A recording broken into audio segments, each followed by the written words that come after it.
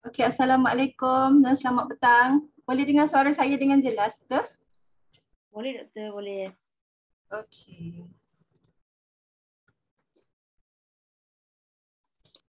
Panel kita Dr. Mugi dan Dr. Amalina, saya nampak nama dah ada. Boleh tak on camera?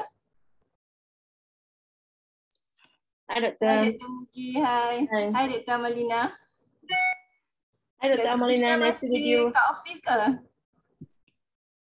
Tak adalah. Okay, kat rumah. Okey. Okey, sekarang dah 3.46. Okey, mengikut jam saya kat sini dekat Sanglun. Okey, so seperti yang kita semua sedia maklum ya, sesi hari ini adalah sesi perkongsian saya kira secara santai je sebab kisahnya macam ni, saya ada post orang kata anniversary YWA saya yang 2 tahun lepas. Jadi ramai jugalah kawan-kawan yang duk tanya boleh tak share tips kan, share experience macam mana YWA online. Jadi daripada situlah terdetiknya idea, tercetusnya idea untuk kita adakan sesi. Okey, supaya pengalaman manis kita tu kita dapat share dengan bakal-bakal doktor yang saya tengok sebenarnya yang daftar 54 tapi yang ada pada hari ini dalam sekitar 34 macam tu. Okay, so kita nak share dengan 34 bakal doktor yang nak YWA mungkin ada yang kata bulan depan, minggu depan. Okay, so tanpa membuang masa saya kita start sesi. Santai-santai je, kalau nak tanya soalan boleh letak soalan dekat chat box. Okay, sebelum tu kita minta lah Dr. Amalina perkenalkan diri. Kita nak tahu Dr. Amalina alumni universiti mana, UIA kan. So kita minta dia cerita secara detail lah PhD bidang apa. Lepas tu secara ringkas pengalaman YWA secara online. Silakan doktor. Assalamualaikum. Dengar tak? Dengar. Okay, selamat petang. Saya Malina dan alumni UIA. Saya study PhD dekat UIA, dekat INHAD, Institute Halal and Training. Lepas tu, apa lagi? Sekarang saya staff dekat UUM, School of Tourism, Hospitality and Event Management. Okay, pengalaman YWA saya. Saya YWA sebenarnya semalam genap setahun saya YWA. Jadi tahun lepas 13 hari bulan April 2021 tu memang anniversary saya lah untuk YWA. Memang teringat-ingat lah dari pagi tu apa yang kita buat, berdebarnya lain macam. Lepas tu macam okey lah macam sebenarnya YWA ni hari yang kita tunggu.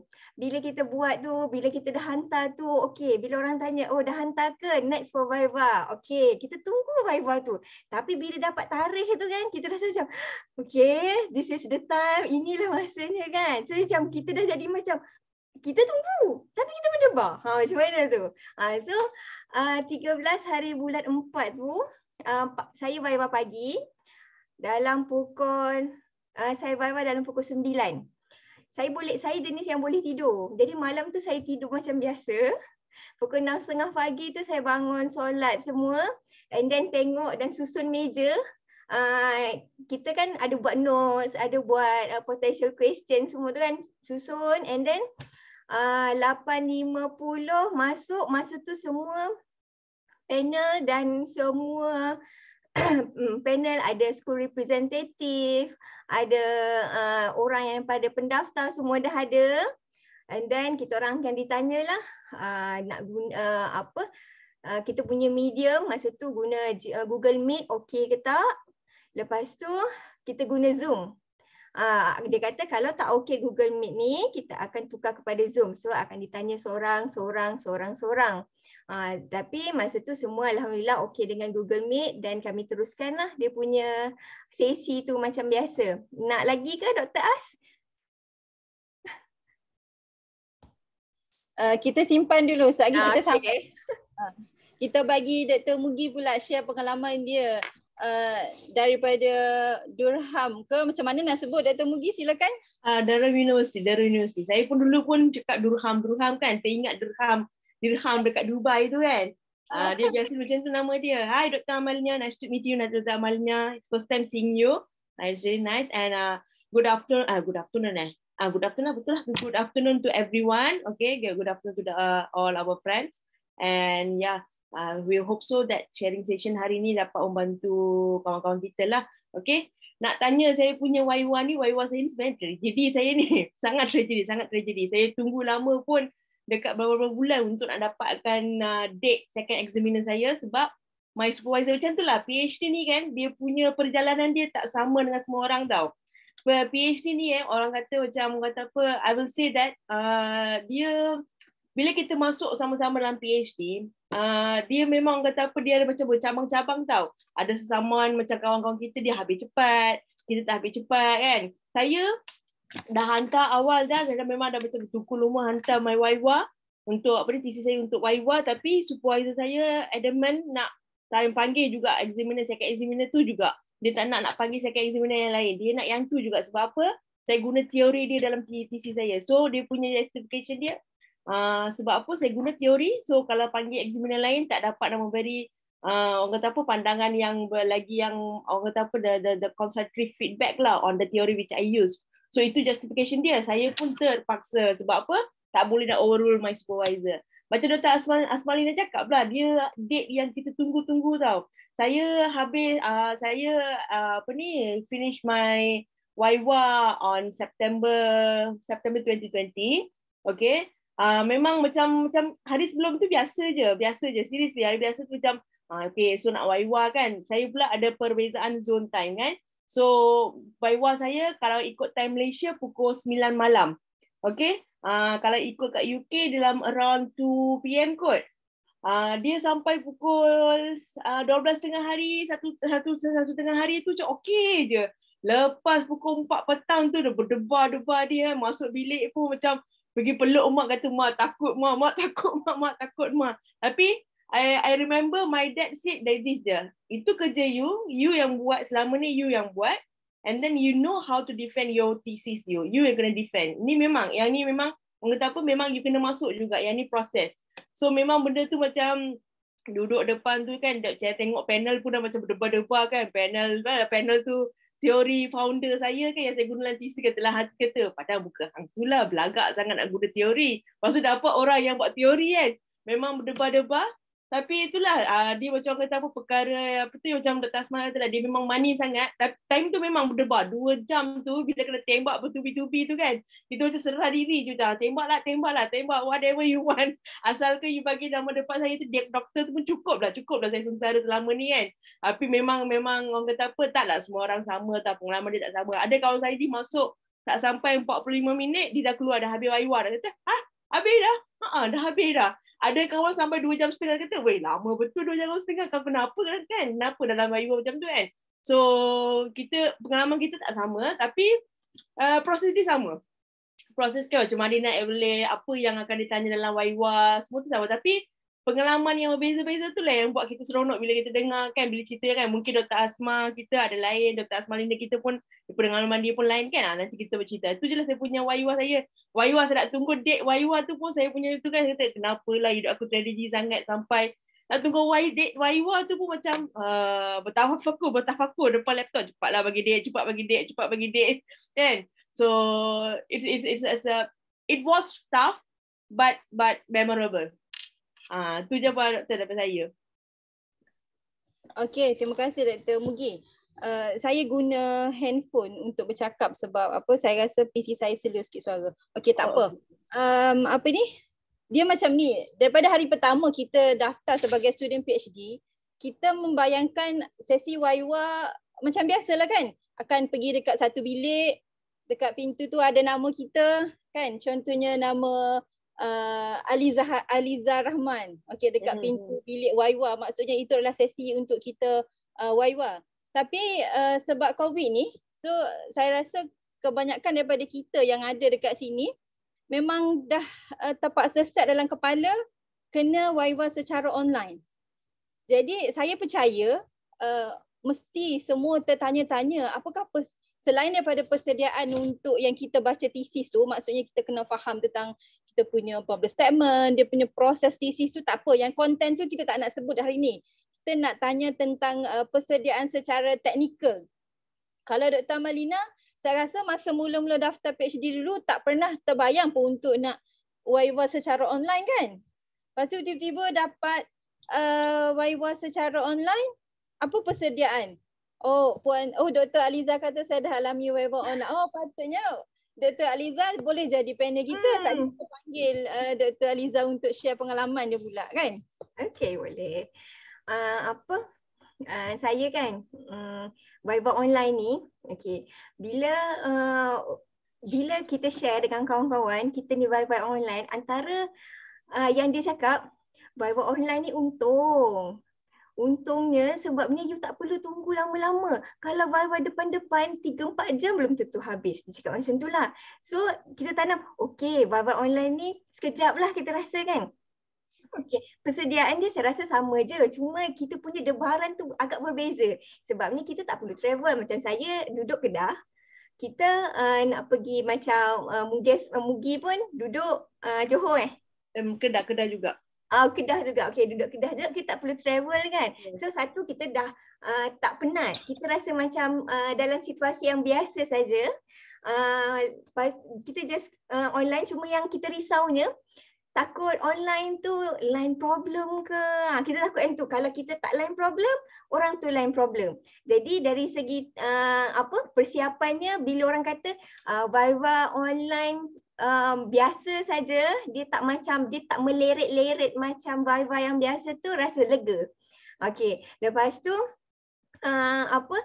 yang kita tahu juga kalau UIA kita ada orang panggil chairperson. Chairperson tu dia akan limitkan masa Viva tu. Okey, masa saya dia cakap macam ni. Okey, kita dah 2 jam, pukul 9, pukul 11 tu dia akan stopkan semua orang. So, walaupun kita tengok 2 jam tapi bukan Q&A 2 jam. Kita kena present dulu kita punya kita punya slides dalam 20 minutes. So, kita punya Q&A tu dalam sejam setengah dan saya dapat 3 panel. So, kita boleh bagi. Okey, sejam setengah panel tu dalam 20 minit seorang. So, walaupun 20 minit tu kita rasa lama. Tapi kalau nak dibandingkan mungkin dengan yang face to face yang agak susah untuk kita stopkan orang kan, stopkan panel daripada bertanya macam kena hentam. Tapi kita rasa macam okey. Dan alhamdulillah lah masa tu saya dapat chairperson yang dia bagi limit untuk seorang ada panel tu dia agak cakap yang panjang dan macam agak susah nak faham, so dia simplifykan.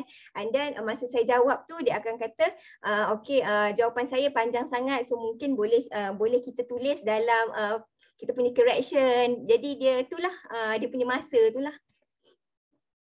Back to you Dr. Az. Okey, Dr. Mugi pula macam mana? Dr. Az, saya tak tahulah, saya kan selalu kontrak dengan Dr. Asma punya pengalaman tau. Saya pula, chairperson saya left room tu.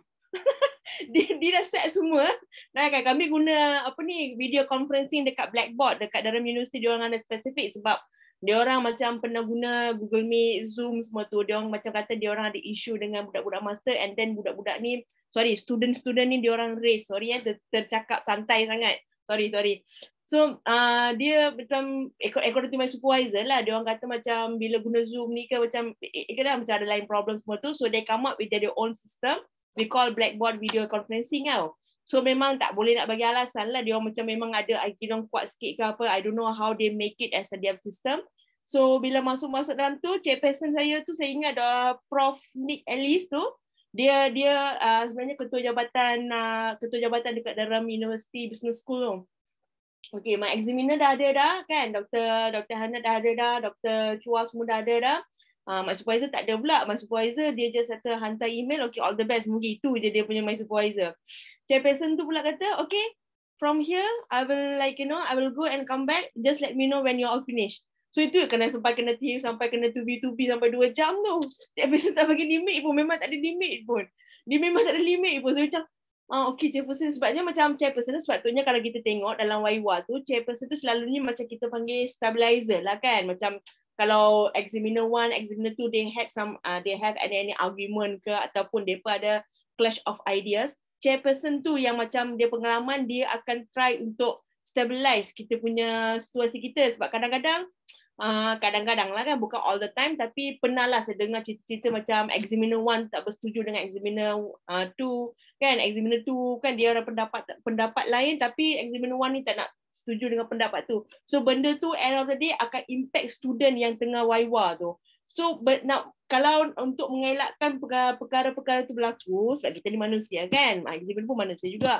So untuk mengelakkan perkara-perkara tu berlaku, so what I did, itulah chairperson kan. Tapi dalam cerita saya, chairperson hilang. Dia kata bye-bye, all the best. So macam, seriously, tak apalah, kami stabilize kami sendiri je lah. Tapi walaupun Dr. Hannah yang Prof. Hannah tu kan, saya panggil Dr. Hannah pula, Prof. Hannah tu, dia memang kata sangat strict lah, sangat strict. Tapi thank God kan. Syukur time saya tengah waiwa tu, memang saya kena soal berdasarkan tesis saya lah, tak ada argument ke apa-apa. Thank God lah. For me yang itulah macam Dr. Asmal cakap lah, kalau online ni diorang kata menguntungkan kan. Saya dengar kawan-kawan yang pernah pergi online kan, diorang buat online waiwa tu, dia kata saya tampal je nota kat dinding tu, saya baca je. Lepas tu kan saya macam, betul ke hang baca je ke? Macam takkan hang dok cari jawapan one by one. Betul, aku tampal je dekat dinding. Dia tanya soalan, aku jawab macam ni je. Lepas tu saya macam masuk online tu, kata mana ada sama je proses dia, cuma dia kat online tu je, kita kat sini, dia kat sana. Tapi semua proses sama je, kita tak sempat nak baca. Dia tanya soalan dia, kita terus macam jawab some spontaneous kan, saya tak ada presentation. Sebab biasanya macam kalau base kat UK universities ni, diorang tak tengok presentation, dia straight away go to the content. So saya pun berkata tak apalah, saya tak nak bagi presentation ke apa, takut nanti saya ambil masa ke apa. Straight away kita masuk dalam thesis, straight away juga kita bedah thesis kami itu one by one kan. Tu bagi dekat kawan, kata mana ada lekat kat dinding, saya tak lekat kat mana-mana, lekat kat buku tu adalah. Bila examiner tanya, saya duk cari kan, sebab benda tu thesis kita in and out tu kita tahu. So memang kita duk cari-cari kan. So adalah dia punya pro and con lah kan. Dia punya line problem, kadang-kadang risau. Hal tu saya nak buat macam, nak bagi macam nampak macam orang kata apa, professional lah kan, pakai bluetooth lah, earphone kan. Lepas tu saya sebenarnya kata I can't hear you Mugi. Saya cakap buang masa guna bluetooth. Sebab dia kan bluetooth tu bukan ada something issue ke apa, I don't know kan. Dia kata baru nak jadi macam professional, letak tangan macam ni, nak kata yes I hear you, tapi tak jadi. So guna mic daripada so benda tu memang penting lah kalau kita pergi online. I don't know, even though sekarang ni kita dah macam we are moving towards the endemic, kita tak endemic lagi tapi we are moving to the endemic. Okay, kita tak tahu lagi macam mana kan. So kalau macam nanti kalau ada waiwa online ke apa, still we are having this waiwa through online, check lah mic, check kamera kan. A day before tu check teknik, sebab technical glitch ni kadang-kadang ni kita tak dapat ramal. Laptop ni dia paling musuh yang paling jahat sekali. Sebab apa? Time kita tengah gelabah, time tu lah baru dia akan buat hal kat kita. Dia tahu kita tengah nervous ni, baru dia nak update. Lepas tu kita tengah nervous ni, baru dia kata dia nak update satu lagi software. Saya cakap, dia ni memang betul-betul memang kurang hasam betul, dia ni memang ngacau. Kita dah duduk nak ni kan. Lepas tu sebab tu kalau waiwa online tu, a day ke 2 days before tu try tengok dulu. Macam saya tu lah bluetooth, confident gila pakai kat earphone. Lepas tu kata hello, can you hear me? Lepas tu sekali Prof kata no Mugi, I can't hear you, we are like hearing your echo from your side. Sudahlah. Okay, so itulah Dr. S, saya punya pengalaman saya waiwa. Selalu kontra dengan Dr. Asma, Sorry Dr. Asma.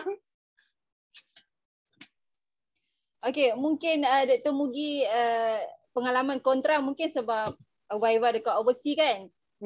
Kalau macam kita, saya rasa majoriti nanti akan waiwa daripada universiti di Malaysia lah. Which is saya rasa culture kita macam sama je kan. Macam kalau ikut pengalaman saya, bukan saya yang terlost daripada radar, examiner yang lost daripada radar. Saya rasa sangat bersyukur sangat masa tu dia tengah nak tanya soalan, lepas tu tiba-tiba dia terputus. Lega. Saya rasa sebab itulah dia tak boleh, examiner tu tak boleh nak hentam kita banyak-banyak. Sebab saya ingat saya Waiwa, saya rasa saya mungkinlah saya boleh kata batch pertama yang Waiwa secara online. Jadi masa tu kita semua masih kekok lagi kan, dengan kata graduate school pun kekok, panel pun kekok kan. So semua orang masih dalam keadaan macam mencuba-cuba nak Waiwa secara online. Tapi saya rasa turn kawan-kawan ni di mana semua orang dah expert kan. So janganlah mengharapkan waktu examiner tu nak tanya soalan, internet connection examiner terputus macam yang terjadi dekat saya. Okay, lepas tu ada yang kata macam Dr. Mugi kata tadi, Waiwa secara online macam mudah kan. Maksudnya kita kata kalau dah masuk Waiwa secara online tu confirm pass. Betul ke Dr. Mugi? Adakah akan tengok akan tetap tengok daripada konten kita ataupun maksudnya asal masuk Waiwa je lulus dah nanti? Saya kurang bersetuju dengan pendapat tu Dr. S. Sebab apa? Tak kisahlah you online ke, you face to face ke, still examiner dia akan tengok konten thesis kita. Saya tahu ni dia buka thesis kita depan-depan walaupun online, dia punya bedah one by one tu macam dalam hati kita macam dudap. Wow, online tak senang rupanya tak. So tolong saya tahu saya lah kan, mungkin Dr. Asma ada pendapat lain juga ke apa. Tapi kalau comes to me, saya memang disagree with that kind of opinion lah. Yang apa, kalau online, senang pas. Mungkin macam Dr. As cakap, macam first time kan, bila dia orang baru berjinak-jinak dengan online tu, mungkin lah macam dia orang bagi kelonggaran ke apa kan, mungkin. Tapi bila dah expert, tapi still macam saya katalah, dia pengalaman dia yang berbeza, tapi proses dia tetap sama.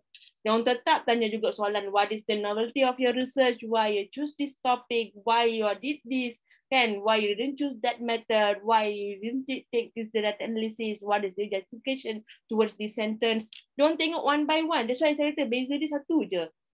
Dengan face to face dengan online.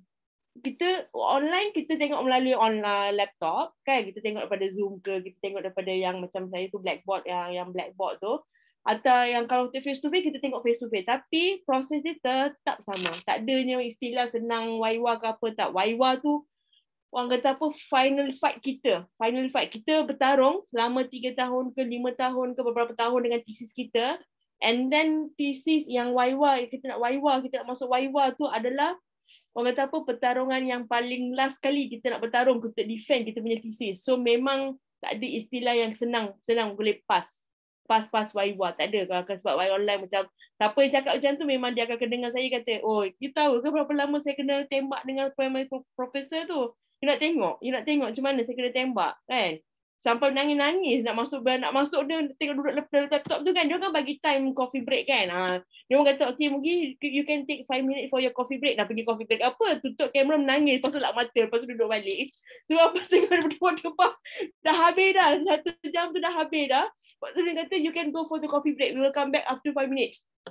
Saya pun okay, thank you kan. Lepas tu tutup kamera menangis, tutup lap mata semua, duduk depan ni macam kenapa lagi berapa jam lagi aku kena tembak ni, berapa jam kena tembak ni.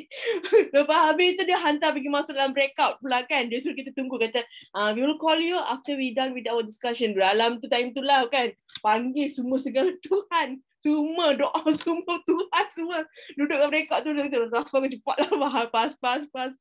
Bila dia kata Dr. Mugi, bila dia kata you pass your Waiwa, orang tarik nafas tu macam syukur dah pas kan. Tadi emosi apa-apa macam okay, thank you. Tu je lah. So tu saya kata tak ada istilah senang. Siapa cakap senang, tak ada. Kalau dia cakap senang tu, bagi kat saya akan cakap dekat dia, mana senang, mai sini. Tu Dr. Over to Dr. Asma pula tengok tanya dia punya pengalaman pula kata. Okey, Dr. Malina, cerita sikit orang UIA. Kalau dah Waiwa tu confirm pass ke? Nak tanya Dr. Aliza. Ready ya? Kita nak minta tip. Lepas Dr. Malina kita ambil Dr. Aliza pula. Lepas tu Dr. Zul. Ya. Okey, dia kan confirm pass tu memang taklah. Diorang preparation dia memang akan memang akan baca kita punya thesis tu kan. Dan saya punya pengalaman berbeza sikit dengan Dr. Mugi, sebabnya saya tak ditanya, kan kita ada orang kata potential question tu tau. saya tak ditanya question tu, kenapa awak buat study ni, apa future planning untuk 5 tahun akan datang. Yang kawan saya dapat soalan-soalan macam tu. Tapi saya pelik, kenapalah saya tak dapat soalan macam tu. Jadi soalan dia akan pergi chapter 1, chapter 2, chapter 3 dan chapter 4 sampailah habis chapter 6. Chapter 1, okey, dia tanya semua orang. Panel 1, lepas tu kita jawab. Panel 2 kita jawab. Panel 3 kita jawab juga. Jadi dia punya apa soalan dia tadi? Okey, pas ke tak tu kan. Okey. Dia punya jawapannya memang depends lah. Dia pas ke tak tu depends on your luck lah. Kebanyakan memang selalu orang cakap macam ni. Once dah masuk Viva, kita punya thesis pun memang dah di-examine oleh kita punya supervisor kan. Supervisor kita pun memang takkanlah bagi kita pergi Viva tanpa dia punya persetujuan. Betul tak? Dia kena ada sign, dia kena ada semua. Cuma lepas tu luck kita lah. Kalau pernah lah juga dengar yang ada orang yang tak lepas, kena reviva balik. Tapi itu sangat rare lah orang kata. Macam sangat susah lah nak jumpa. Mungkin lah ada cerita-cerita yang di sebaliknya. Tapi overall, dia akan lulus. InsyaAllah lah akan lulus kalau kita buat kerja-kerja, kalau kita put effort lah. Kalau kita ikut apa yang supervisor kita kata. Supervisor kita pun bukannya orang yang biasa-biasa kan. Diorang pun memang orang yang expert dalam bidang kita ni. Diorang tahu kita ni dah ready ke belum untuk kita hantar thesis kita tu.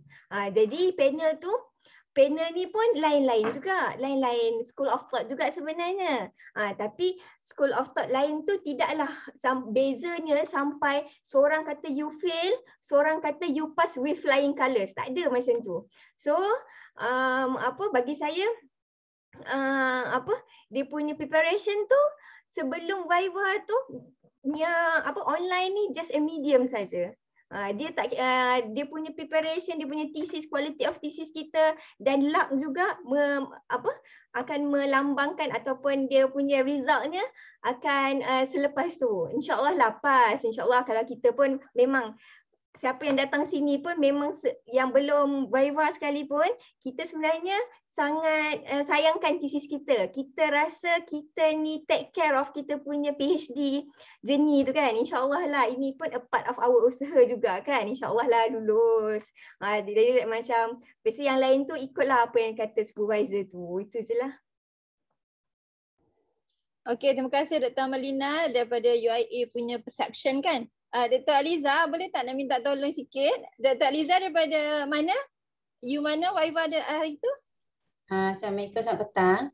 Sebenarnya saya Viva Master sahaja. Okey. Sama je master ke PhD ke still lagi bila masuk.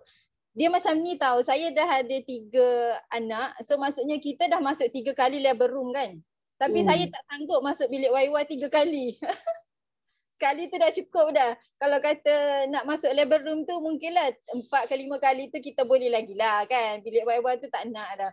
So saya rasa sama je dengan master pun kan. Doktor share sikit. Actually kajian saya ni master in critical care nursing lah. Maksudnya saya punya kajian tu masa Viva online tu memang sedikit gemuruh lah. Tapi saya tak tahu situasi macam mana. Kita kata macam first time kita masuk macam labor room kan. Jadi bila saya masuk, sebelum saya nak melangkah tu, saya ambil cuti 2 minggu. Saya avoid dengan kawan-kawan yang orang kata mengganggu saya. Sebab saya part time, saya bukan full time. Jadi thesis saya ni 5 tahun saya part time. Saya Viva di Uniza dan saya staff pendidik lah di Uniza. Jadi panel saya adalah, dua-dua panel saya ialah panel luar. Maksud saya panel saya ni sebab prosedur IPS untuk staff kami tak ada panel dalam. Jadi saya dapat 2 panel luar iaitu daripada UIA dan juga daripada Mahasiswa Universiti. Kedua-dua ni adalah memang profesor lah, profesor. Dan yang profesor pertama tu Prof Dato' Basri. Basri. Dia ICU, UIA. Dan juga panel kedua saya adalah Prof Rusli. Dia memang dia punya education punya medical education. Dan yang specialnya panel saya ni, yang panel yang kedua ni, dia memang expert bahagian scientific writing. So masa saya viva tu, saya macam Dr. Nur Amalina beritahu, kita prepare semua soalan-soalan macam tu kan. Menjawab balik, sebenarnya kita menjawab balik tu adalah betul sebenarnya. Apa-apa tip yang orang share tu kita cuba jawab supaya kita faham apa yang you buat dalam thesis tu. And then yang kedua, bila saya viva tu, saya memang bayangkan Yuniza akan tanya chapter 1 sampai chapter 5. Tetapi saya hanya ditanya di chapter 3 sahaja. Jadi chapter 3 tu panel saya, Prof. Rusli tu dia memang detail orangnya. And then dia nak confirm sama ada adakah metodologi tu saya yang buat. Dia nak confirm betul tak saya punya validation, adakah saya, macam mana proses saya buat. Dia memang saya cuma nak beritahu pada sahabat-sahabat lah, jangan pandang orang kata apa, sebelah mata lah di chapter 3, di mana chapter 3 ni dia kita kena transparent. Kita kena transparent dan panel sebenarnya dia sangat subjektif. Jadi macam saya memang tesis tu adalah tesis kita, tetapi bila viva, tesis tu adalah milik panel sebab dia boleh bagi suggestion. Okey, objektif 3 ni patutnya jadi 1. Jadi saya paksalah researcher balik. Alhamdulillah lah saya dapat minor correction. Itu saja. Okey, tahniah kan. Kalau kita dengar Dr. Aliza share tadi macam sama je kan. Kita seolah-olah macam dengar dia viva secara fizikal je kan, secara face to face. Sebenarnya itu pengalaman yang itu pengalaman beliau viva secara online. Jadi macam tak ada beza. Okey, apa kata kita minta Dr. Zul? Ada lagi ke?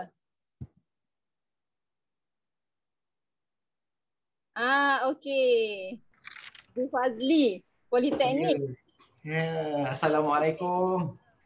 Kejap, Zul. Yang ni apa daripada Politeknik Pauh kan? Alumni UUM juga. Arau, yes. Okey, alumni UUM juga, sama macam saya, tapi school yang berbeza. Okey. Okey, silakan Doktor. Okey, Assalamualaikum selamat petang. Just to sharing je lah. Saya pun daripada macam Dr. Azmani cakap tadi, saya daripada UUM, saya buat bawa STML. PhD saya dalam bidang lean manufacturing, di mana saya punya data tu daripada industri lah. Okay, untuk pengalaman saya rasa memang tak dapat dilupakan sebab sebelum viva tu, bukan masa viva. Masa viva alhamdulillah everything smooth.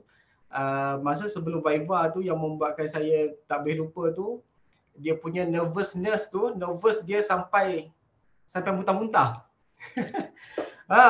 Saya pun tak expect macam tu sehari sebelum sebab saya memang tak ambil cuti. Saya just ambil cuti untuk viva pada hari kejadian sahaja. So sebelum tu kita kerja macam biasalah sebab kita rasa alah viva je pun. Sama juga dengan pengalaman rakan-rakan lain sebab kita rasa macam kita okey. Tapi sebenarnya bila dah sampai dekat masa tu, masa tu lah dia punya sistem nervous tu berlipat kali ganda. So sehari sebelum tu saya sampai muntah lah dekat rumah tu. Bila tengok balik makan biasa je, cuma bila fikir balik sebab dengan malam pun kita dengan thesis kita dah prepare. Dan kalau ikutkan kita dah hantar thesis kita sebelum viva tu, I think kita dah hantar yang the best one. Tapi bila dekat-dekat tu, bila kita buka balik, sini salah, sini silap, situ silap, ada je. So kita rasa aduh macam mana ni, memang kena bantai dengan panel lah kan. Jadi disebabkan itulah yang nervous tu lagi teruk sebab kita nampak masa tu kita lah candidate, kita jugalah panel. Sehari sebelum sebab kita akan check balik semua everything, kita scrutinize semua dan dekat situlah saya akan tanda yang mana memang ada yang typo ke ataupun benda-benda error ke, yang tu tanda siap-siap sebab kita dah prepare dah. Bila kita tembak nanti kita dah tahu kat mana. And then bila hari kejadian, sebab saya pun online, saya start sepatutnya dalam pukul 2. So selepas Zohor tu saya dah be prepared apa semua. Yang lagi bestnya sampai-sampai je dekat school, supervisor saya dah turun apa benda semua, tiba-tiba dia pun cakap, hari ni kita online ke offline? Saya kata, bukan kita hari ni online ke? Lepas tu dia kata, oh ya ke? Lepas tu bila contact balik dengan panel, panel internal examiner, diorang contact, diorang kata, sepatutnya hari ni face to face. Tapi disebabkan oleh panel yang dalam tu, dia tersilap faham, dia dah balik dah. Daripada UUM, dia keluar daripada UUM, balik ke rumah. Sebab dia akan online. Saya kata, tak apalah. And then kita set up apa-apa semua. Saya punya external daripada UPSI seorang lagi. Tiba-tiba bila nak start tu, dia punya tak ada suara. Bila tempat saya okey, dekat panel internal tu okey, external tak okey. Bila internal okey, external tak okey. Dia duduk vice besar macam tu. Sudah sampai lebih kurang 2 jam. Sampai saya punya second supervisor dah cakap, tak payahlah macam ni, kita tunda lain kali je. Saya dah risau dah masa tu sebab kita kalau boleh nak settle hari tu je. Penat dah kita nervous hari sebelum kan. Takkan nak nervous hari lain pula. Lepas tu dan sebaiklah saya punya dia punya chair tu cool sikit lah. Dia kata, tak apa, relax dulu. Kita sikit lagi ni. Kesian dekat kandidat, dia dah nervous masa ni. So tak apalah, tunggu lebih kurang pukul 4:30. Barulah semua okey. Sebab external dia restart dia punya laptop. So barulah semua okey. And then kita start present sampai dalam pukul 5 lebih ke 6. Saya present 20 minit lah. And then Q&A sampai lebih kurang dalam pukul 6. Masa tu saya syukur sangat, mungkin disebabkan oleh technical problem tu awal-awal ni. Jadi panel pun mungkin dah hilang mood apa semua. Tak ada benda yang kata yang ditembak. Alhamdulillah, semuanya lebih kepada the suggestion. Ini suggestion ni, dia suggestion ni sampailah habis. Tu bila saya habis tu dalam pukul 6.30, dia kata, saya cakap sini kata, macam ni ke Viva? Kalau macam ni tak adalah teruk sangat. Bagi saya lah sebab masa tu sebab tak kena. Semuanya tak ada benda yang kata sebab kita expect lain, kita expect mungkin banyak yang kena ni dengan aku buat banyak benda yang flaws kat sini, kita dah tanda banyak thesis kita. Rupa-rupanya satu pun tak tanya yang saya tertinggal, missing dan sebagainya. That's why saya pun bersetuju dengan lain lah yang mana pengalaman Viva ni masing-masing berbeza. Proses yang sama, kita just buat je apa proses yang sepatutnya. At the end of the day, insya-Allah dalam apa kita punya Viva tu kita tahu apa sebab kita dah buat. Unless kalau kerja yang kita tak buat tu mungkin kita banyak benda yang kita nak fikir nak menjawab. Itu je perkongsian daripada saya. Terima kasih. Okey, Dr. Zul, jangan off camera. Okey, so sekarang kita ada 4 panel. Wah, okey. Suka saya. Kalau ikut yang Dr. Zul kata tadi, dia delay 2 jam kan. Saya rasa Zul punya Viva lebih kurang macam saya je kan. Maksudnya Zul dulu ke saya dulu? Maksudnya saya bulan apa Bulan 6 kot saya. Oh, saya bulan 4. Tapi betul, bulan 4 tu first batch untuk online, tak silap saya. Maksudnya kita masa tu semua masing-masing sedang orang kata bereksperimen dengan Viva online kan. So saya rasa sebab tu lah ada yang masalah teknikal apa semua kan. Jadi kalau saya nak tanya 4 panel kita yang ada kat sini, perlu ke kawan kita ni ada 2 laptop? Perlu ke pergi beli headphone? Perlu ke pergi, kalau macam adik saya, dia prepare data, mobile data pula. Dia dah ada wifi, lepas tu dia prepare mobile data pula. Dari segi teknikal tu macam mana? Perlu ke semua benda tu? Sebab mungkin ada kawan kita yang nak budget ke, tak apalah kita share macam mana preparation secara teknikal tu. Ada panel nak jawab tak? 4 panel yang ada ni. Bagi saya perlu. Macam saya ni, kita boleh minta dengan andai katalah buat suggestion, kalau pelajar-pelajar yang ada masalah internet, boleh je request dengan IPS, kan ada bilik Viva. So kita request untuk Viva di situ pun boleh. Tapi macam saya ni sebab saya staff, Jadi saya buat di office dan saya akan ambil kabel internet yang saya punya office tu saya sambung ke laptop saya dan saya akan guna satu extra monitor lah untuk saya baca slide tu. Maksudnya saya standby 2. And then memang 2 minggu tu memang saya praktis lah mock viva dengan expert-expert dan juga dengan sahabat-sahabat. And then sebab saya nak aura viva tu still sama. And then juga yelah masa saya kena tu macam orang kata pedang di leher lah. Dia tanya bertalut. Memang dalam viva mental kena kuat. Itu saja. Dr. Malina, mungkin nak tambah, ada banyak tu nak tambah tu. Ada adalah sikit je. Saya tak sedia, husband saya yang tolong sedia. Saya guna Unify. Lepas tu Unify ni kadang-kadang tak stable kan. Kejap ada, kejap tak ada. Lepas tu sebelum nak dekat-dekat Viva tu, saya tunggu Viva saya sebenarnya 8 bulan jugalah. 7-8 bulan lah dari UIA, memang agak lama lah. Lepas tu dalam bulan 3 ke bulan 2 rasanya macam takkanlah nak tunggu lagi lama kan. So husband saya kata tak apa, rasa tengok line macam ni rasa macam susah hati. Kalau orang lain problem itu masalah orang. Jadi kalau kita yang problem macam mana? Lepas tu dia belikan router. Jadi kita punya internet tu agak stable. And then kebetulannya laptop saya pula sebulan sebelum Viva tu dia macam tiba-tiba skrin dia rosak. Jadi dapatlah laptop baru. Jadi laptop baru dengan router. Yang lain tu saya tak sedia apa-apa pun lah. Okey, Dr. Mugi nak Viva jauh dekat Penang overseas kan? Macam mana Dr. Mugi buat? Saya tak ada macam, tapi yang internet tu saya memang risau lah kan. So macam yang Dr. Ais cakap tu, adik yang beli mobile data tu, saya memang dah siap dah. Ada data extra dekat phone saya tu kalau in case kalau jadi apa-apa nak buka hotspot. And then tak payahlah macam untuk laptop lah kan, macam saya tak nak kata lah kan, dia macam keperluan masing-masing lah kan. Kita kenal lah laptop kita macam mana kan.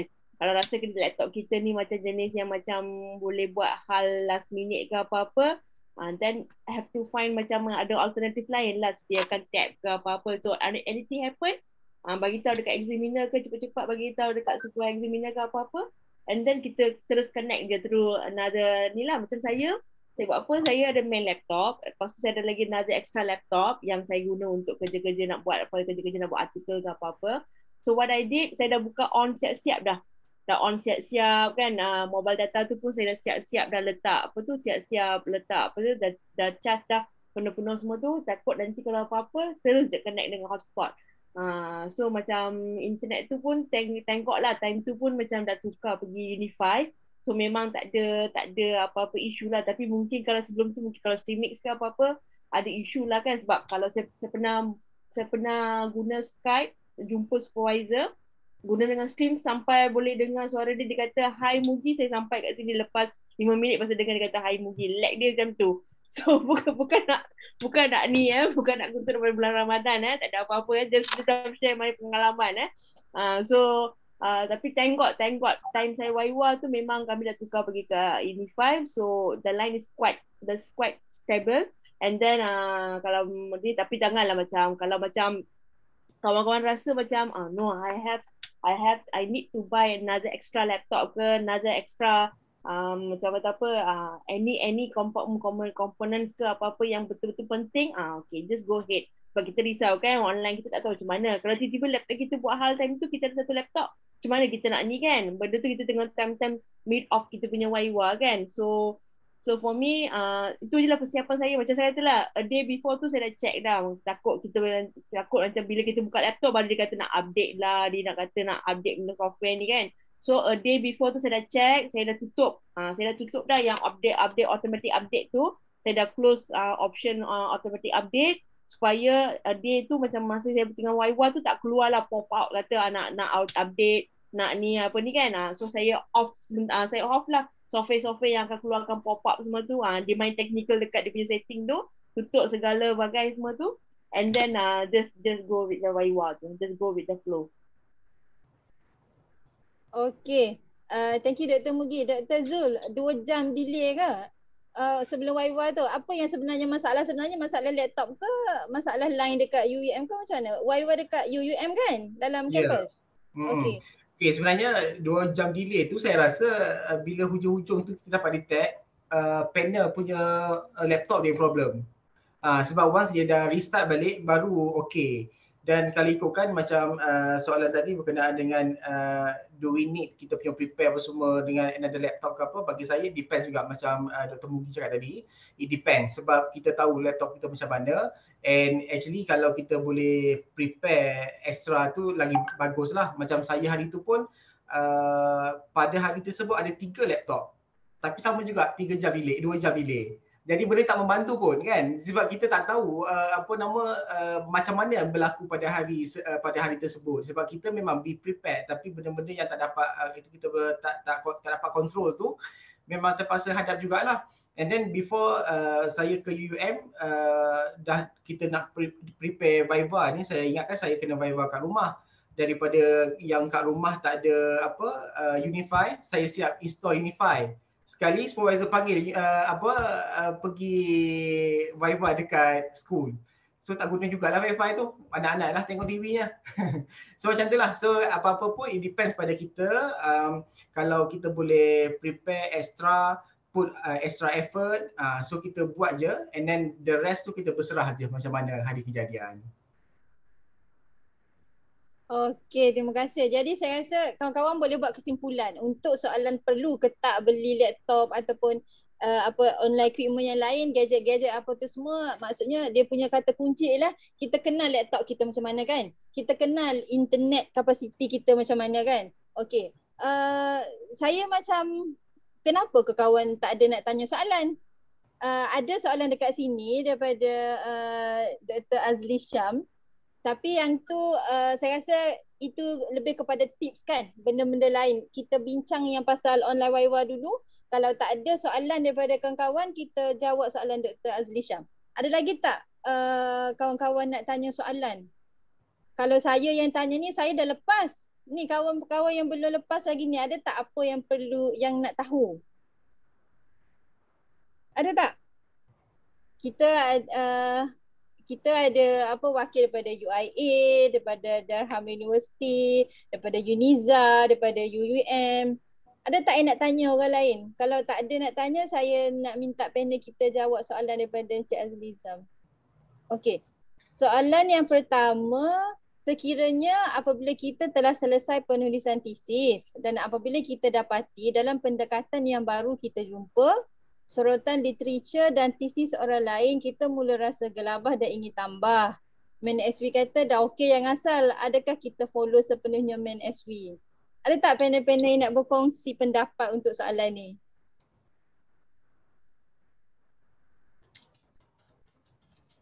Dr. Az, saya start mula ke? Okey, boleh Dr. Mugi. Okey. Sebab dia macam ni sebenarnya. Dia memang kalau kita start buat research, nama pun dia research kan. So lagi banyak kita membaca, lagi banyak kita akan jumpa tau dia punya pendekatan dia. Ada yang macam guna teori baru, dia akan guna method baru. And then bila kita, macam biasalah masa saya hantar tesis saya tahun 2019 tu, memang dia punya study dia sampai 2019 tau. Kita letak dalam sorotan literature kita semua tu tau. And then bila kita nak masuk Waiwa kan, Waiwa kita pula punya lama macam tu kan. And then dah banyak study yang keluar. Kita baca pun kita kelabar. Tapi memang supervisor kata yang asal tu dah okey dah tu, memang supervisor dia akan cakap macam tu. Tapi trust me, dalam Waiwa, examiner pun dia orang akan bagi tips kita untuk improve kita punya thesis. Okay, so dia kadang-kadang macam Dr. Zul cakap kan, dia kata macam apa yang kita tick dalam thesis, benda ni kurang, perkara ni kurang ni kan. Dia kadang-kadang examiner tak tanya pun benda-benda macam tu, cuma kita yang gelabah. Tapi saya katalah sebelum masuk Waiva tu, kalau you jumpa something lah kan, kawan-kawan jumpa something tips yang macam kata boleh improve your thesis, keep your side. Don't masuk dalam thesis, lepas tu macam you nak dah hantar untuk Waiva, you confused too many things. Sebab kita tak tahu examiner dia nak tengok kat part aspek mana. Macam yang apa tu, macam Dr. Aizlan cakap kan, dia kadang-kadang kita ada potential question sampai 40-80 soalan kan. Tak semestinya 40-80 examiner tanya tau. Kadang-kadang soalan tu memang tak diduga. Macam kita pun macam duk fikir macam betul tu benda ni kan. So my tips untuk soalan ni kan, jangan gelabar. Bila SQ kata hantar apa yang ada, hantar dulu. And then dalam Viva, bila examiner dia highlighted few things kan, dia highlight few things. Okay, dia bila highlight dia, barulah macam you masukkan dalam correction tu, barulah yang adik kawan-kawan masukkan.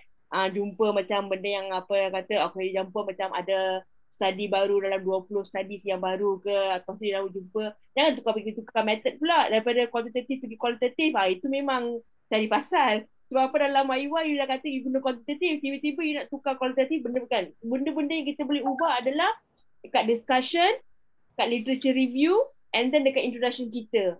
Dia biasanya kalau examiner dia akan komen, dia akan kata okay, dia akan tengok you ada tak latest ke, ataupun dia akan tanya kat you apa latest studies yang support study you. So don't worry. Bila supervisor kata okay dah hantar tu, hantar je. Sebab saya risau nanti bila kita ubah kat sini, nanti dalam Viva, examiner baca lain, kita faham lain, benda tu akan end up with the orang kata apa, differences dekat dalam Viva tu. That's my pendapat saya lah, my opinion. So tak tahulah, mungkin Dr. Amalina ada pendapat lain ke, Dr. Zul ada pendapat lain ke apa.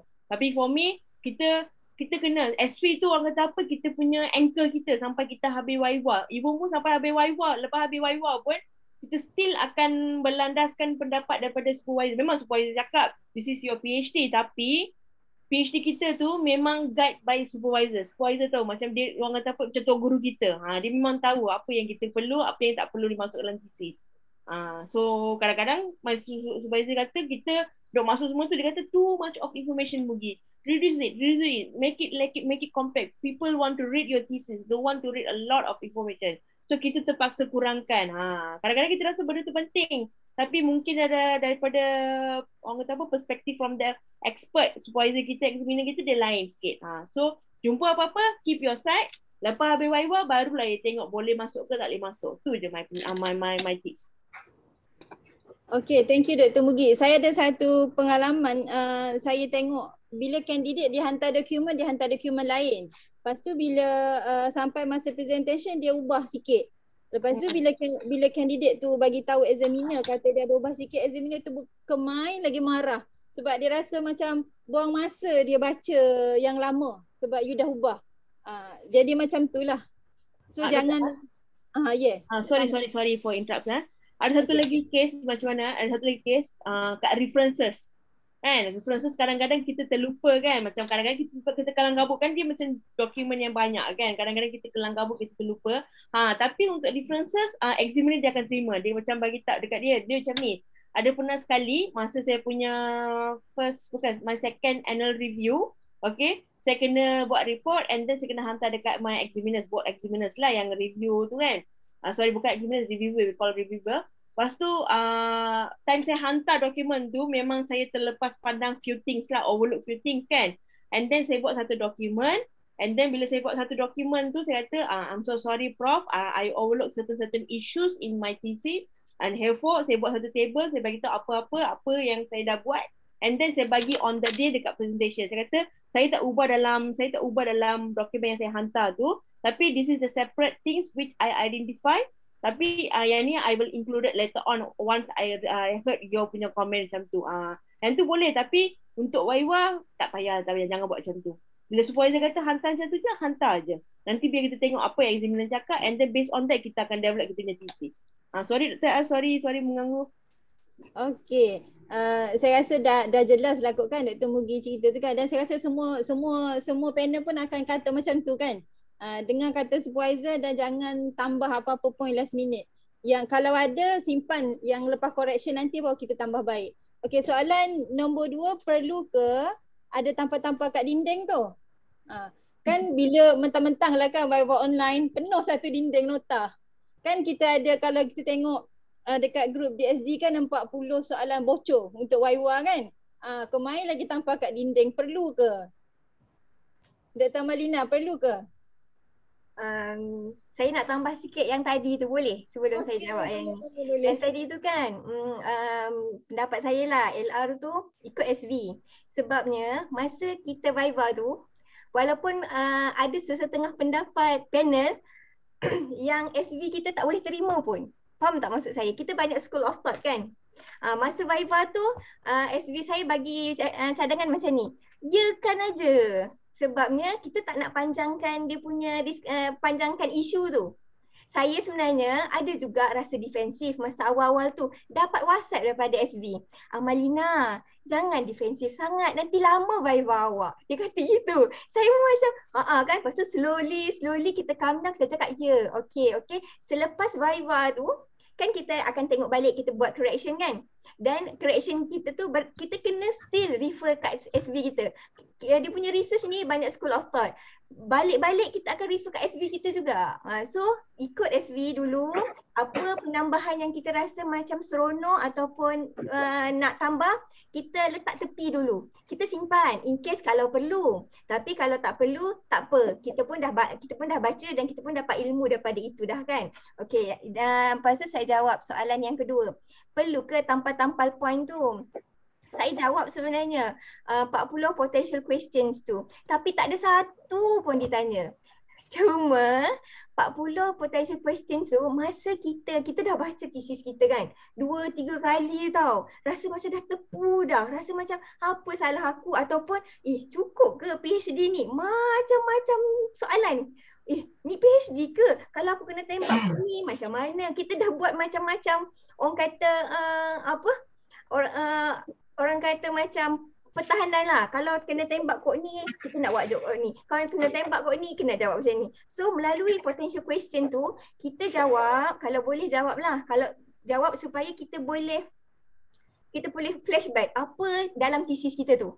Sebabnya dalam Viva tu kita tak sempat pun sebenarnya nak tengok. Tapi once kita dah jawab, kita macam menjawab lah benda poin-poin yang penting, apa yang ada dalam thesis tu tapi dalam simple punya dokumen. So kita ingat balik lah macam tu je lah. Nak tampal-tampal tu saya tak ada tampal pun. Cuma saya ada print out dan letak tepi. Cuma tak sempat tengok pun sebenarnya. Masa sangat pendek. Cuma kita just buat untuk kita dah tak larat nak baca thesis kita dah tak tahu mana yang penting nak fokus ke, nak highlight kat mana semua. Jadi potential question tu lah yang membantu kita. Okey, mungkinlah ini akan ditanya tapi sebenarnya tak ditanya pun. Cuma ingatkan balik je lah. Itu je lah. Okey, Dr. Zul, Viva dekat rumah, dekat kampus so tak boleh tampal-tampal lah kan? Tak boleh. So depan tu ada supervisor. Kena tampal kat muka lagi. Okey, Tuan Khadijah tanya bagaimana pula defense proposal. Maksudnya secara online kan? Saya rasa sama je defense ke, colloquium ke, Viva ke, preparation dia sama. Cumanya kalau defense proposal mungkinlah sekejap. Seandainya panel tu puas hati dengan kita punya presentation, dengan kita punya dia sebenarnya macam semuanya subjektif. Dia macam Viva ni ataupun presentation colloquium ke, proposal defense ke, dia tak ada satu template yang kata macam ni macam tu kan. Dia sebenarnya adalah satu proses bila mana semua kita melalui setiap proses tu dengan tabah, reda, tak berputus asa, insya-Allah nanti kita akan pass. Okey. Khairiyah dia tanya online Viva di rumah versus di universiti. Mana satu lebih comfortable? Dr. Zu jawab, saya rasa semua daripada kita ni Viva, Dr. Aliza dengan Dr. Zu yang Viva dekat office kan? Boleh share sikit tak macam mana? Mungkin kita tak boleh lah nak buat perbandingan sebab kita tak melalui dua-dua benda tu kan. Tapi bolehlah share sikit macam mana Viva dekat office ke? Dekat bagi saya kalau saya jawab. Viva di rumah dengan di di kampus. Bagi saya personally saya cakap saya kalau ikutkan ada pilihan saya lagi selesa kat rumah sebab rumah dia macam kawasan kita. Jadi kita lagi comfortable. So kalau ada peluang untuk tampal ke tak faham masa tu kita boleh tampal. Jadi bila kita berada di kampus ni memang tak ada pilihan lah dalam bilik meeting tu depan tu ada chair, ada supervisor, ada second supervisor. So kena behave lah kat situ. Apa-apa pun rujukan kita lah kita punya kitab tu lah thesis kita tu. Jadi kalau macam saya hari tu, macam Dr. Mugi dengan Dr. Amelia juga, memang kita highlightkan benda-benda penting lah. Dan kalau ikutkan kita nak highlight semua sebab rasa semua penting. Kan? Bila di hujung-hujung tu rasa semua penting lah, ini penting tu penting. Jadi kalau in case berkenaan dengan tampal-tampal kat rumah tu, saya rasa kalau saya kat rumah penuh kot dinding tu sebabnya semua penting. Cuma kalau berkenaan dengan tampal-tampal tu, pengalaman saya sebab saya pernah interview dengan ada satu universiti kat luar ni. Saya menggunakan teknik tampal tu sebab apa? Sebab kadang-kadang kita ada benda yang kita nak jawab dan kita tahu kita nak jawab. Cuma sometimes bila ada rujukan, kita jadi macam key point lah, macam cue card kita. So kita lagi tersusun nak cerita apa lepas ni. Itulah bagi saya yang tampal-tampal tu, yang penting dia adalah impak dia lah untuk kita punya kelancaran kita nak bercakap tu. Sebab kita nak tahu flow. Sebab bukannya all the things yang kita nak kena tampal, sebab kita jenuh lah kita nak baca tu sebab mata kita dekat kamera and then nak baca kat dinding lagi. So memang setengah orang perlukan benda tersebut untuk menambahkan keyakinan. Bagi saya rasa benda tu perlu juga. Sebab sometimes bila kita dah rancak bercakap ni, kita tertinggal poin-poin penting tu. Jadi once kita ada guide kat situ, okay, lepas ni cakap lepas ni apa poin lepas ni. Macam tu saya rasa it works lah. Tapi tak semua benda nota kita tampal kat dinding, tak sempat nak baca je. Itu. Okey, terima kasih Dr. Zul. Kalau macam saya kan, saya kata saya first batch yang online secara online kan. Supervisor dia tanya nak datang kampus tak? Oh, saya cepat-cepat jawab tak apa, saya kat rumah. Tapi kena minta tolong lah kan suami kepung anak-anak. Kan bilik sebelah-sebelah kan. Kan sekali anak menjerit. So suami pun memang berjaga-jaga kan. Jangan duk bunyi bising apa tu semua. Tapi kenapa Dr. Aliza pilih nak pergi ke office kan? Kalau saya dengan Dr. Zul, kita suka sebab kawasan kita kan, kat rumah kita lebih yakin. Lepas tu kita tak payah nak behave sebab supervisor ataupun semua orang luar tak ada. Hanya kita dengan laptop sahaja. Macam mana Puan Aliza, kenapa pilih dekat office? Actually kawasan rumah saya internet dia tak berapa nak stabil. Jadi saya set mind saya daripada saya mengambil risiko untuk line putus tu, lebih baik saya berada di pejabat lah. Jadi memang saya tak ada tampal-tampal. Cuma soalan yang 40 secret orang kata soalan cemas tu saya cuba jawab. Dan saya letak di tepi saja. Tapi alhamdulillah masa saya di Viva kan tu kami banyak santai. Dan saya memang mind saya memang saya akan diserang chapter 1, dia akan pergi chapter 2 sampai chapter 5.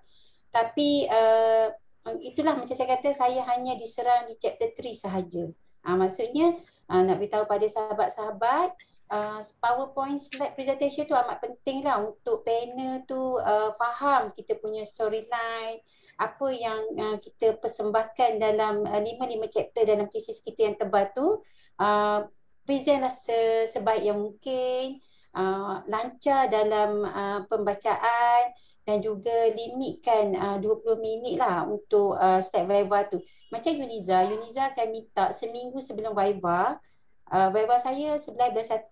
Jadi PPS dah minta 6 hari bulan 1 tu untuk siapkan slide PowerPoint tu untuk panel baca sebenarnya.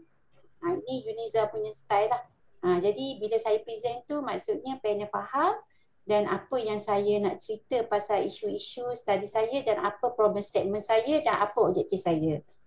Jadi saya rasa saya tenang dekat pejabat sebab ada aircon, lepas tu kondusif. Dan saya cuba sebaik mungkin lah 2 minggu tu saya memang mau Viva dan saya akan pastikan ini adalah hari Viva saya yang betul. Itu saja.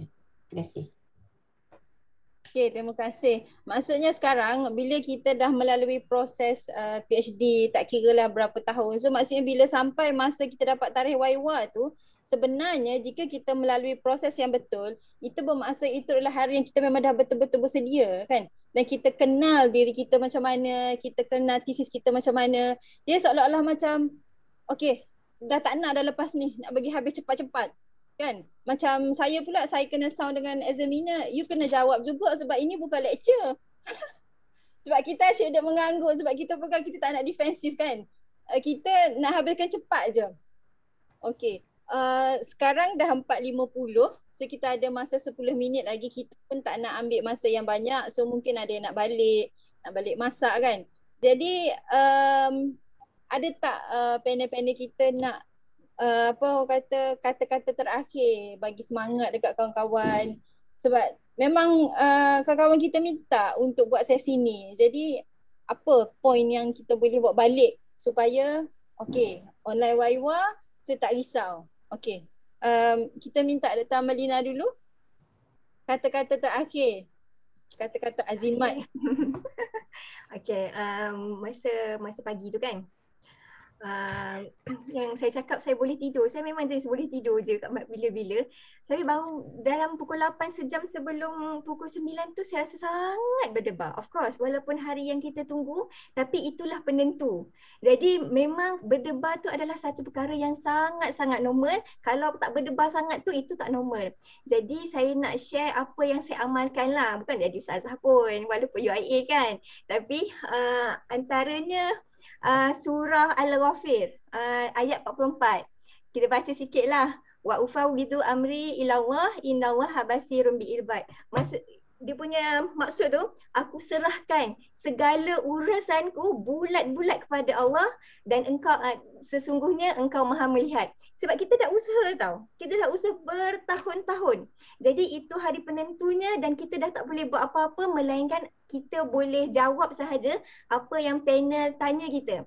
So that's why saya cakap kat hati saya, aku memang serahkan urusanku bulat-bulat kepada Allah. Sesungguhnya kau Maha melihat. Kau dah tengok dah perjalanan kita dengan anak, mungkin tambah anak ke kan. Mungkin dengan gaduh dengan SV ke, macam-macam ranjau cabang-cabangnya tu kan. So itulah bila baca tu kan rasa tenang dan dia rasa macam okey, bila kita dah kita selalu cakap kita bergantung pada Allah, kita selalu cakap kita bergantung pada Tuhan, tapi sebenarnya kita tak bergantung sangat sebab kita masih risau. Bila kita bulat-bulat tu kan, kita rasa macam okey, memang aku buat je. So saya buat je. Apa-apa keputusan saya memang terima je. Saya cakap macam tu. Dan memanglah itulah hari antara hari yang saya betul-betul rasa saya bergantung pada dia. Okay, itu je. All the best semua. InsyaAllah lah. Ini pun part of usaha kita dan Allah Maha melihat kan. So insyaAllah siapa-siapa yang belum Viva, do your best. Ikut cakap SV. Dan saya doakan semua orang dapat doktor insyaAllah. Amin. Okay, Dr. Aliza. Sikit kata-kata terakhir. Lepas ni kita minta Dr. Zul dengan Dr. Mugi. Make sure Sagi bagi kata-kata yang memang okay, esok nak Viva dah. Dah tak ada fikir lebih-lebih dah. Sebab kita dah penat sangat kan. Kita nak habiskan je benda ni. Okey, Dr. Aliza. Perjalanan saya 5 tahun sebagai pelajar part time dengan bekerja, mengajar kan. Jadi inilah hadiah untuk anak-anak, suami dan mak lah. Okay, jadi sehari sebelum saya Viva tu saya cuba relaxkan minda saya dan saya macam of course lah suami dan anak lah saya akan suami saya cuba tenangkan saya, bawa saya pergi pantai.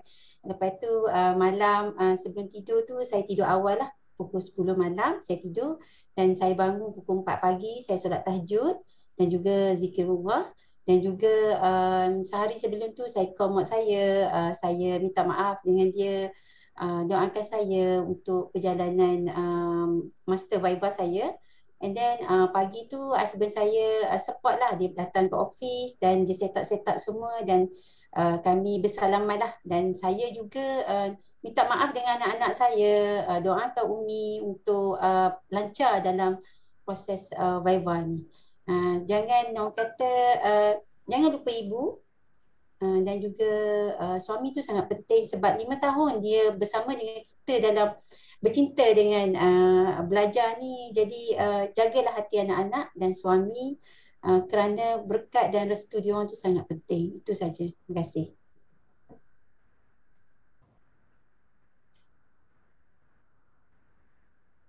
Okey, kalau dah macam tu mulalah semua mata berkaca-kaca kan.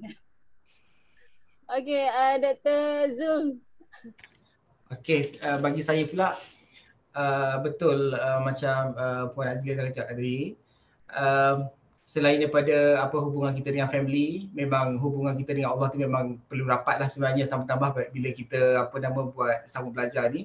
Saya pun samalah dalam 5 tahun buat part time, banyak benda yang kita nak kena consider, especially berkenaan dengan anak-anak. Lepas tu dalam masa yang sama wife saya pun sama belajar masa tu. So sama-sama lah. And then bagi saya satu benda je yang paling penting untuk kawan-kawan yang lain, personally saya rasa untuk thesis ataupun untuk viva, do not go for the perfection. Because kalau kita cari perfection 4, 5, 6, 7 tahun, 8 tahun, 9 tahun pun kita tak akan viva. Itu pengalaman saya sendiri. Sebab bagi saya daripada tahun ketiga selepas setahun setengah 2 tahun saya PD, and then saya collect data, actually within 3 tahun saya dah dapat data semua. And then bila kita problem ke situ adalah bila nak analyse data, and then masa nak write up tu terlampau nak nak cari perfection. That's why macam tak berani nak hantar untuk tarikh viva dan sebagainya. And then bila drag sampai ke 5 tahun. Padahal katakan tahun keempat ataupun tahun ketiga lebih tu sebenarnya sama je dengan tahun yang kelima tu. Dia punya drag tu lama sebab nak looking for the perfection. That's why bagi saya, nasihat saya untuk, sebab pengalaman saya sendiri, jangan terlampau nak cari perfection sebab thesis kita memang kita buat, kita melalui proses yang betul, as long as supervisor kata okay, should be okay. Sebab bila time to viva mesti ada correction. Kecil ke, besar ke, mesti ada correction. Jadi kalau kita duk tunggu je sampai tak ada correction, sampai bila kita nak viva? So sekarang jangan wasting your time. Kalau mana-mana yang dah PD, yang dah siap write up apa semua, dan supervisor kata okay, saya rasa better just go for viva. Okay, good luck semua. Okay, terima kasih Dr. Zul. Kita Dr. Mugi pula. Kita jadi penutup penutup majlis pula. Okay, saya tak ada apa nak cakap lah. Tapi macam ni je. Viva ni, dia orang kata apa, the final destination kita tau. Bila kita dah masuk master ke, kita dah masuk PhD ke, itu final destination kita. Itu adalah final proses kita, okay? So macam Dr. Zul cakap, jangan terlalu perfect kan. Seriously, saya based on my own experience lah kan, saya share dengan kawan-kawan, mungkin salah satu sebab saya keep on dragging lah kan, tak nak bagi untuk nak masuk Viva tu kan, walaupun supervisor dia push kata pergi boleh hantar untuk Viva kan. Saya tak nak hantar sebab apa? Saya risau, betul ke saya buat ni, betul ke? Sebab kenapa macam saya tengok thesis lain tu macam perfect, kenapa saya ni tak perfect kan? So that thought tu memang dia akan, end of the day it will backfire you. Ni pun saya hantar untuk Viva ni pun because of what? My mom pun dah tanya, kita nak hantar untuk Viva ke? Dah lama dah you balik dari UK ni, bila you nak hantar untuk Viva ni kan? So kita pun macam okay. Tapi dalam hati ni kita terlalu nak perfection. Kita nak perfection tak? Kita thesis ni bukan untuk kita nak dapatkan Nobel tau. Bukan nak dapatkan hadiah Nobel. Bukan. Thesis ni adalah tak kisahlah master ke, even though untuk adik-adik kita, kalau ada macam kita ada kawan-kawan kita tengah buat bachelor ke kan, bachelor pun dah ada thesis sekarang. Okay, bachelor ke, master ke, PhD ke, whatever, apa-apa yang melibatkan thesis. Thesis ni adalah satu license untuk you menunjukkan you can be an independent researcher. Buatlah kan, nanti lepas habis doktor, dapat doktor, lepas habis master ke apa-apa, go. Nanti akan ada banyak topik yang kita boleh buat. Kita fokus betul-betul perfect dekat sana. Kita nak publish dalam Q4, kita nak publish dalam Scopus ke apa-apa kan. Kita tunjuk profession kita kat sana. Kan? Dalam thesis tak pernah apa-apa pun. Saya rasa dalam kerja apa yang kita buat ni tak pernah ada yang perfect. Yang perfect adalah Tuhan je. Itu je. My always I will say to myself after the incident semua tu, tak ada yang perfect. Kita adalah manusia. Kita kena buat silap. Dari silap tu kita belajar, and then benda tu yang kita menjadikan kita manusia. Okay, Tuhan seorang je yang perfect. From walaupun kita different religion ke apa, kepercayaan, saya selalu berkata macam tu je. Tuhan je perfect. Kita tak perfect. Kita manusia. Kita kena buat salah. Kita memang kena jatuh, bangun. Itulah lumrah manusia. Okay, so jangan lengah-lengahkan masa. Macam Dr. Zul kata lah, Sebab tu konten yang kita buat bulan tahun ketiga tu sama je ke tahun kelima, tak ada apa-apa pun. Cuma kita punya mind kita ni yang kita procrastinate tanpa, orang kata apa, procrastinate tanpa sebab kan. Lepas tu kita risau kita betul ke perfect ke kan. Bila macam bagi pembetulan pun perfect ke. Tak ada apa-apa, tak ada apa. This is just license for you to show that yes, I'm able to do my research. Waiwa tu adalah tempat yang bagi tahu dekat examiner tips dia examiner nak tengok betul ke dia buat research ni. Betul ke dia buat research ni? Itu dia punya ni. Sebab tu selalu kena macam Dr. Azila kata dia kena serang dekat method sebab dia nak tengok betul ke you buat ni. You kata buat quantitative, macam mana you buat survey, macam mana you analyse data you. Itu. So jangan risau. So kawan-kawan yang dah habis PD ke ataupun you go ahead with the PD ke, dah tengah buat data collection ke, ataupun macam dok fikir macam mana boleh ke saya waiwa ke, boleh. It's a part of process, it's a matter of time. Okay? Sebab Tuhan dah rancang dah.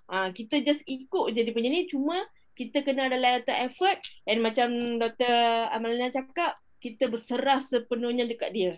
Dekat Tuhan lah. Kan Allah ke kan, kalau Kristian Jesus kan, Buddha ke apa, kita berserah kat Tuhan. Okay, end of the day benda tu akan berjalan according to the plan, cuma kita sebagai manusia kita kena bagi yang terbaik, tu je.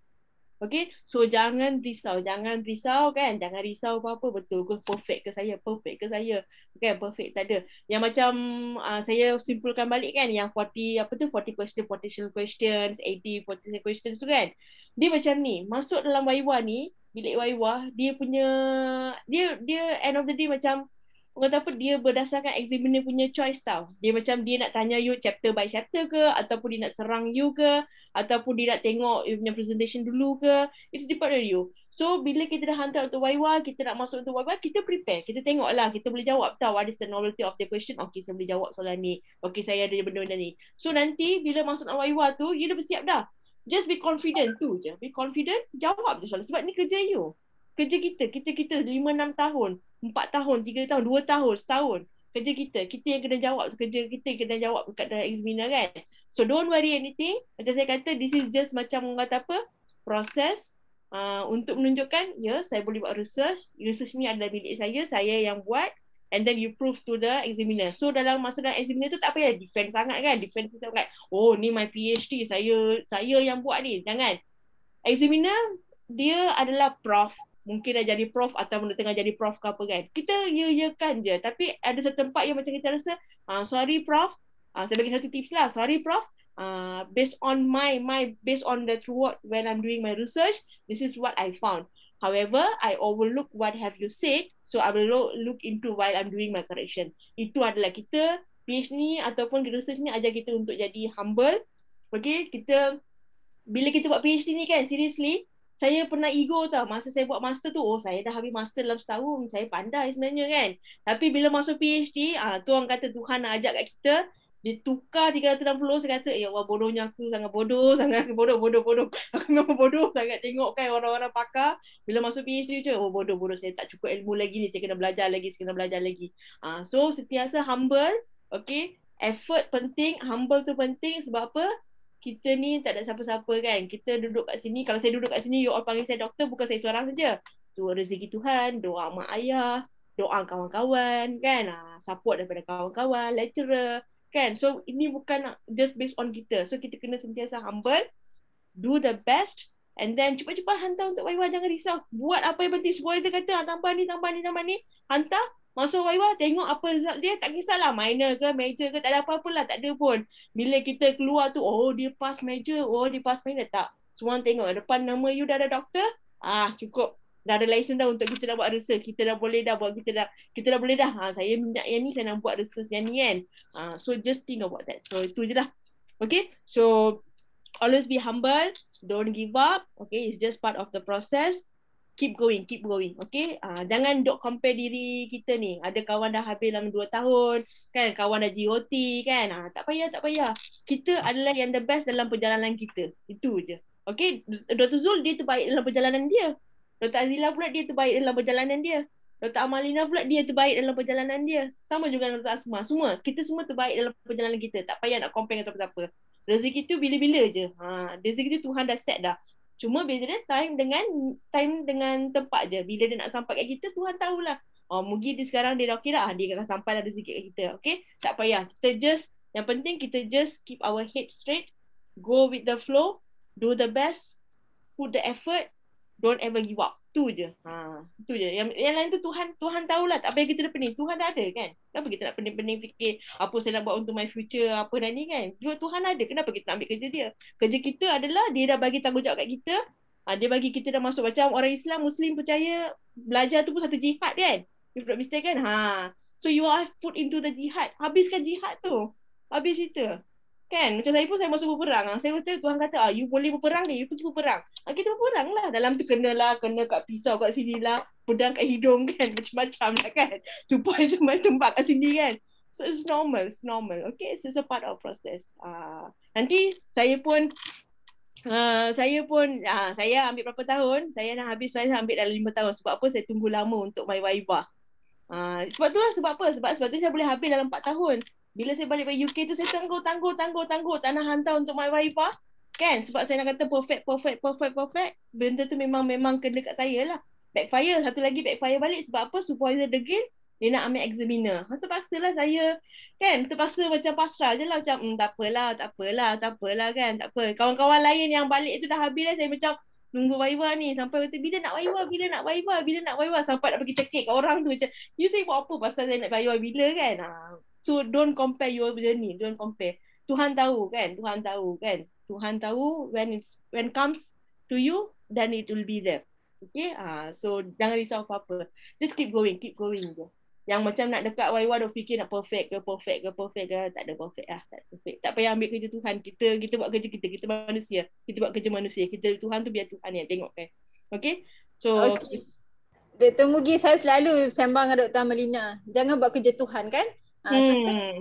Kita memang akan cakap macam untuk nak meredakan kita punya perasaan, kita akan kata jangan buat kerja Tuhan. Betul. Memang itu sebenarnya kan. Sebenarnya kalau kita nak suruh panel-panel kita ni menangiskan kita pun, mereka memang cukup expert kan. Cukup cerita pengalaman pun memang dah berkaca-kaca dah mata kan.